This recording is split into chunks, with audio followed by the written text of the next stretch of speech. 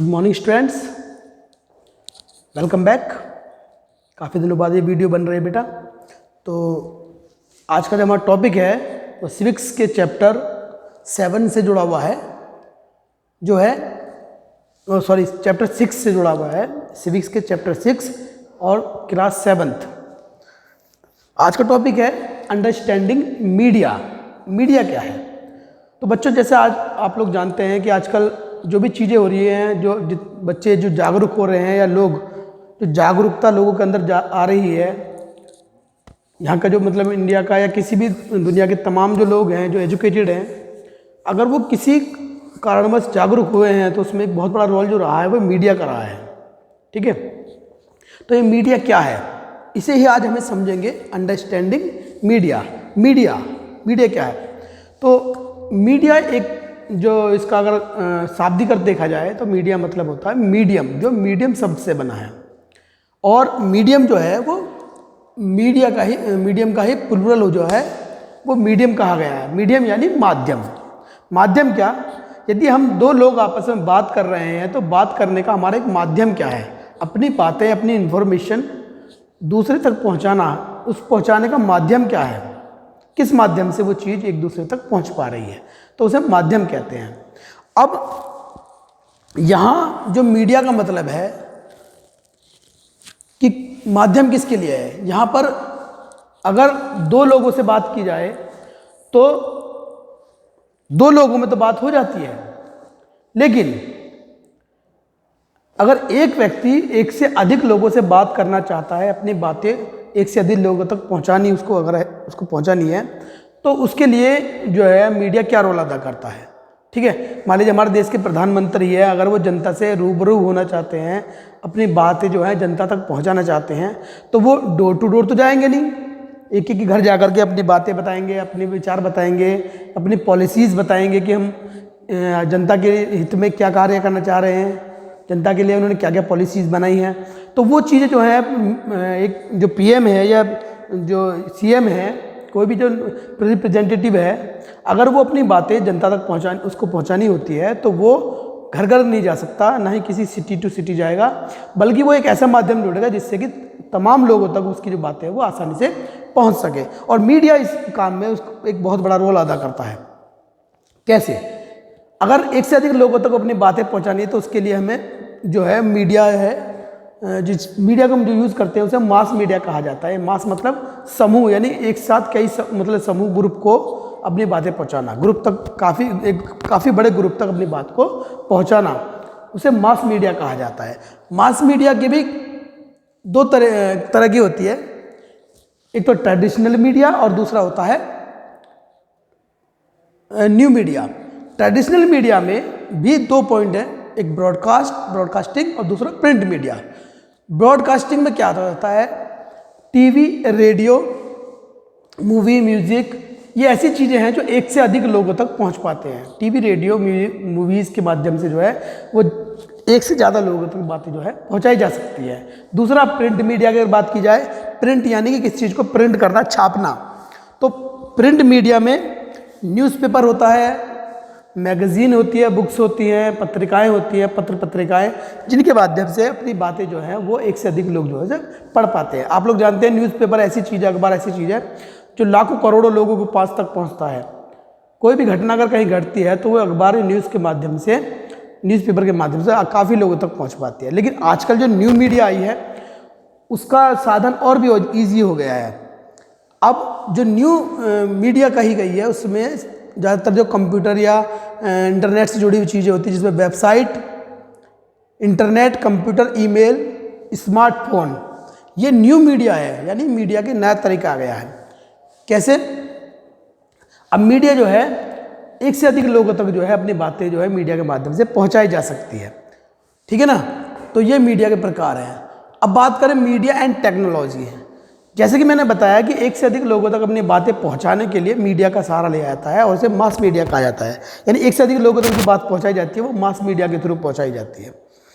और टेक्नोलॉजी जो है उसमें एक बहुत बड़ा रोल अदा करती है।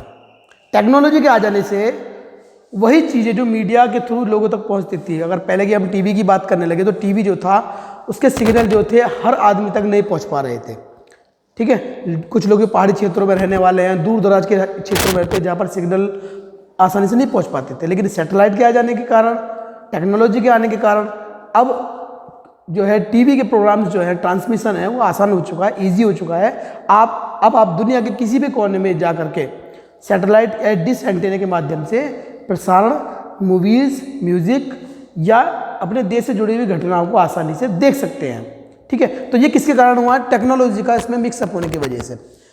अब क्वालिटी ऑफ साउंड की क्वालिटी बढ़ गई है, इमेज क्वालिटी बन गई है, प्रेजेंटेशन जो है वो अच्छी प्रकार से होने लगा है। यानी कुल मिलाकर के अगर हम कहने लगे, यदि अमेरिका में, जापान में भूकंप आता है तो हमें तुरंत ही उसकी सूचना ब्रेकिंग न्यूज़ के माध्यम से मिल जाती है। तुरंत पता लग जाता है कि वहाँ पर भूकंप आया है रिसेंटली। अभी आप लोग देखते हैं टीवी में, जब मीडिया में न्यूज़ चैनल देखते हैं तो उसमें ब्रेकिंग न्यूज़ लिखा हुआ आता है। ब्रेकिंग न्यूज़ का मतलब जो हाल ही में फिलहाल अभी तुरंत की जो खबर है, घटना है, तो वो घटना तुरंत पता लग जाती है। उसमें टेक्नोलॉजी का बहुत बड़ा रोल है, जिससे कि किसी 7 समंदर पार इतनी दूर कोई घटना घटित हुई है और उसे सीधे डायरेक्ट जो हम तक पहुंच पा रही है, वो टेक्नोलॉजी का ही तो कमाल है, सैटेलाइट के माध्यम से पहुंच रही है।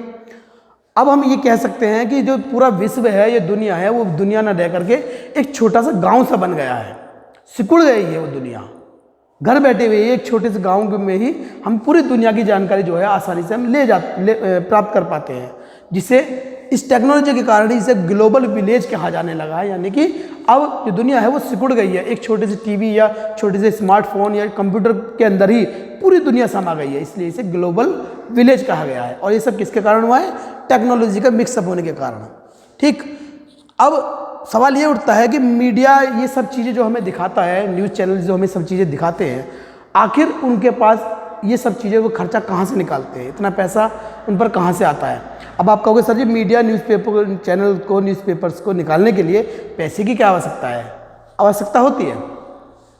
केवल माइक पकड़कर या कैमरा ऑन करने से ही आप लोग सोचते हैं कि न्यूज़ जो है वो सीधा आप तक पहुंच जाती है। ऐसा नहीं है। उसको बनने में, कोई न्यूज़ अगर जब कवर की जाती है तो उस न्यूज़ को कवर करने के लिए काफ़ी चीज़ें जो है वो उसमें इन्वॉल्वमेंट होता है, जिसमें lights, camera, studio, sound recorders, transmission, satellite, ये सब चीज़ें जो हैं आसानी से नहीं पहुंच पाती। इसके लिए जो बहुत बड़ा रोल होता है वो टेक्नोलॉजी का होता है, और ये बहुत खर्चीला भी होता है, काफ़ी एक्सपेंसिव भी होता है। ये सब खर्चा जो है कैसे निकाला जाता है? यानी एक न्यूज़ जब कवर होती है, उस न्यूज़ को आम लोग तक पहुंचाना, ऑर्डिनरी पीपल तक पहुंचाने के लिए काफ़ी ज़्यादा एक्सपेंसिव होता है, बहुत कॉस्टली हो जाता है।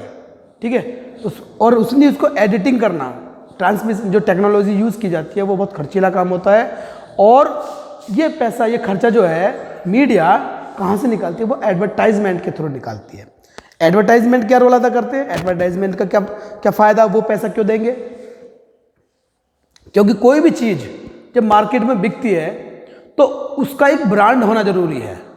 यदि मैं आपसे क्वेश्चन करने लगूं कि आप टूथपेस्ट अगर बाज़ार से लेने जाएंगे तो क्या कहेंगे? बाज़ार में जाकर टूथपेस्ट नहीं कहेंगे, आपके ज़बान पर एक पर्टिकुलर नाम होगा जो डायरेक्ट आप जाकर बोलेंगे। ज़्यादातर गांव देहात में अभी भी लोग टूथपेस्ट या ब्रशिंग करना नहीं कहते हैं, उनसे पूछ लिया कहते हैं तो अगर सुबह उठने के बाद कहते हैं पहले कोलगेट तो करके आओ।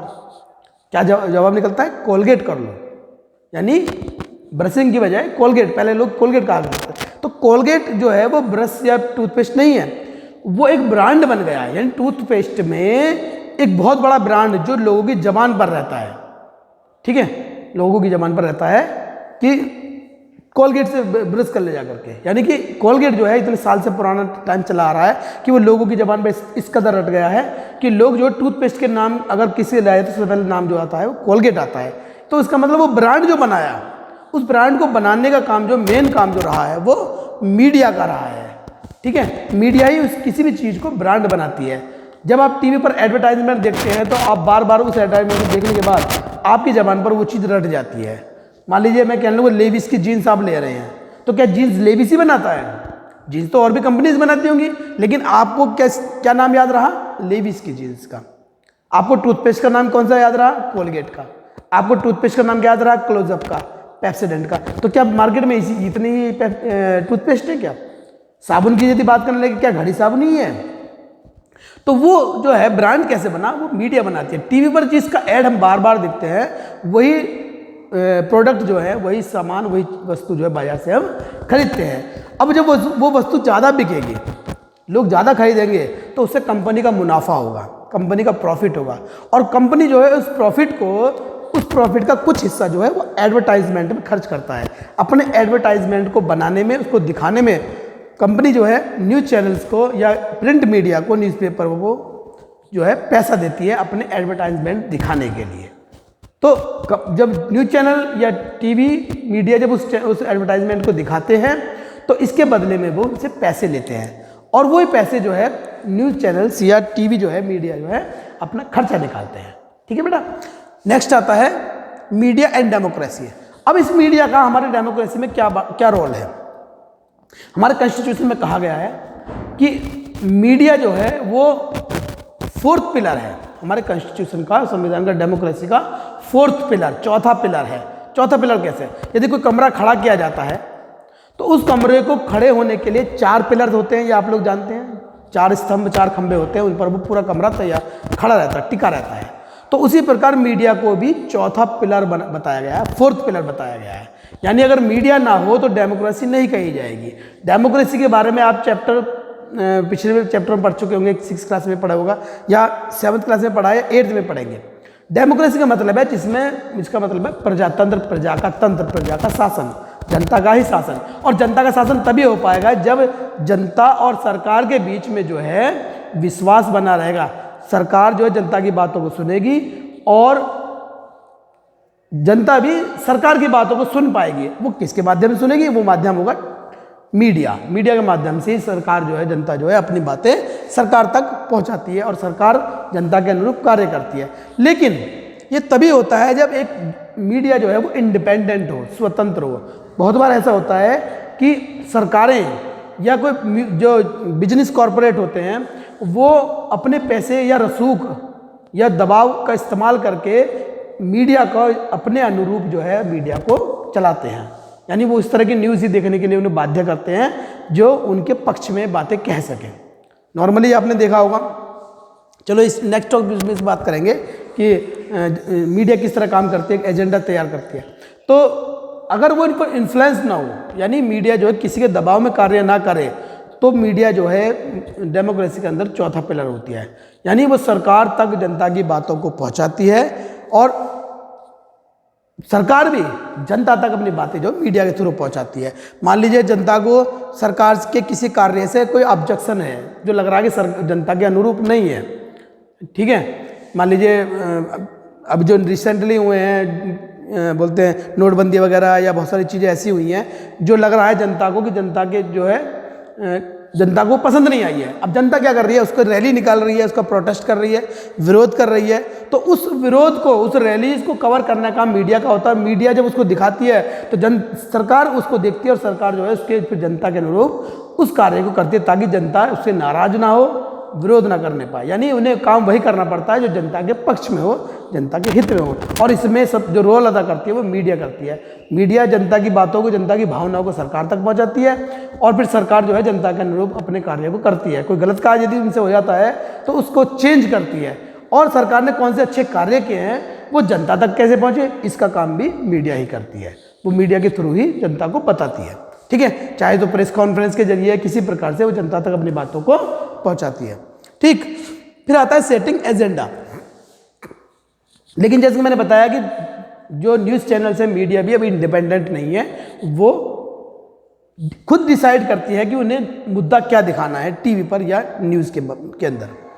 बहुत बार आपने देखा होगा कि हर चैनल्स पर अलग अलग जो है प्रोग्राम चल रहे होते हैं। न्यूज़ चैनल पर सभी जगह एक तरह की न्यूज़, कोई न्यूज़ ब्रेकिंग न्यूज़ होती है तो वो तो चलती है, लेकिन कभी कभार उनके मुद्दे जो होते हैं डिबेट आप लोगों ने देखी होगी।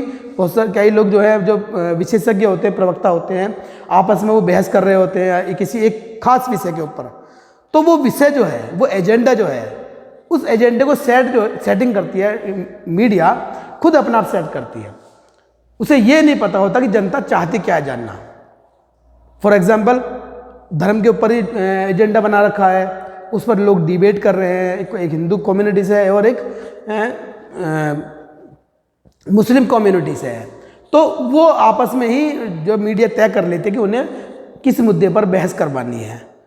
जबकि जो बुनियादी मुद्दे होते हैं जिसमें रोजगार हो गया, बिजली, पानी, जनता की समस्याएं, सड़कें, इस तरह के मुद्दे न उठाकर कोई दूसरे मुद्दे उठाए, तो इसका मतलब अर्थ होता है कि मीडिया जो है वो किसी के दबाव में या किसी के प्रभाव में होकर काम कर रही है, चाहे सरकार के दबाव में हो या किसी बिजनेसमैन या बिजनेस कॉर्पोरेट के जो है दबाव में वो कार्य करती है। ठीक है, इसके बाद बात करते हैं। तो मैंने कहा इंडिपेंडेंट मीडिया होनी चाहिए और वो एजेंडा जो है सेटिंग, जो एजेंडा सेट करती है वो एजेंडा ऐसा हो जिसमें जनता के हित की बात हो। ठीक है, बीच में मैगी में के बारे में न्यूज़ आई थी कि मैगी के अंदर कुछ ऐसी चीज़ थी जो स्वास्थ्य के लिए हानिकारक थी, तो उस पर जब मुद्दा उठाया गया तो कंपनी ने उस पर कंपनी पर बैन लगाया गया। बाद में मैगी मार्केट में तो आई, मगर उसमें कुछ जो है चेंजेस किए गए। तो वो किसके कारण हुआ? क्योंकि वो मुद्दा जो था वो सेट किया था मीडिया ने, और जब मुद्दे पर बात हुई तो सरकार ने उस पर एक्शन लिया और वो जनता के स्वास्थ्य को ध्यान रखकर, सेहत को ध्यान रखते हुए उस चीज़ को बनाया गया। ठीक है, एक चीज़ जो मीडिया में होती है वो सेंसरशिप। हालांकि फिल्मों में, म्यूजिक, गानों में, इनमें सेंसरशिप होती है। सेंसर हमारी जो गवर्नमेंट होती है वो ऐसी कोई न्यूज़ या ऐसी कोई फिल्म या ऐसी कोई गाना जिससे जनता की या किसी पर्टिकुलर कम्युनिटी, किसी एक विशेष समुदाय के लोगों को उससे कोई प्रॉब्लम ना हो, कोई ऐसी बात गाने में ना आए जिससे कि किसी एक समुदाय का नाम लिया गया हो या उसको बुरा भला कहा गया हो, या कोई ऐसी बात, कोई ऐसी न्यूज़, कोई ऐसी खबर जिससे कि दंगा भड़क सकता है, आपस में लोग जो है हिंदू मुस्लिम राइट हो सकती है, लड़ाई हो सकती है। इस तरह की चीज़ अगर किसी फिल्म, म्यूजिक में दिखाई जाती है तो उसको जो है सेंसर बोर्ड जो है वो कट कर देता है, और कट करने के बाद बोलता है कि ये चीज़ आप लोगों के बीच में ना लेके जाएं। तब उस तरह से फिल्म जो है या गाना वो दोबारा से लोगों के सामने प्रसारित किया जाता है। ज़्यादातर फिल्मों में और म्यूजिक में इस चीज़ को जो सेंसरशिप होती है, लेकिन न्यूज़ वगैरह पे भी, न्यूज़ वगैरह में या प्रिंट मीडिया में इस चीज़ को नहीं देखा जाता कि सेंसर जो है अपना रोल अदा करती है। लेकिन इमरजेंसी के दौरान जो था ऐसा हुआ था जिसमें न्यूज़ को भी सेंसर किया गया था, यानी ऐसी कोई न्यूज़ नहीं दिखाई गई थी जिससे जो सरकार के खिलाफ कुछ बोल सके।